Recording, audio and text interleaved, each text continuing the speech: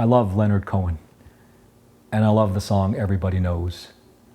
Everybody knows that the dice are loaded. Everybody knows that the game is fixed.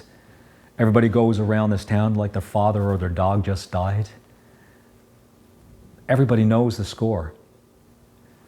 When I think of the Clayton Miller case and when I think of that town, everybody knows. Everybody knows something. Everybody knows at least a little bit. Some people know a lot. Almost no one is talking. Almost no one has the courage to speak. In many respects, the Millers are the conscience of New Waterford. And every time Gervie walks up and down Plummer Avenue with his busted shoulder from that sign, he's like the telephone call from the conscience of New Waterford to the citizens of New Waterford. Hello, this is Gervie Miller. This is your conscience speaking. Are you going to tell me what you know about my son? And how many people have been willing to pick up the phone? Almost nobody. Now that's inspired by fear. That's inspired by wanting to maintain the status quo. That's inspired by trying to just shuffle on through this life, trying to avoid the pain of it all. I remember when I was young, I had a busted tooth and I had an exposed nerve. And my dad gave me a piece of steak and I ate it and I almost died in pain, and he took me to the dentist. And in many ways, the Millers and the Miller case are a bit like that exposed nerve. And every time Gervie Miller passes by somebody who knows something, he's like the piece of steak that gets into their gnarled tooth and they start hopping. Or they start shuffling off into Shoppers or PharmaSave or into Needs.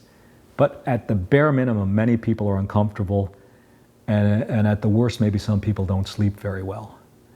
You had occasion, or Maureen had occasion to speak with Paul Grizel. There's a man who's on stress leave, who obviously doesn't sleep well for many reasons.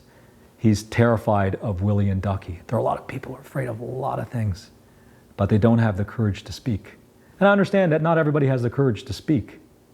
I also understand that Gervie's tactics don't always have subtlety. They're not always subtle.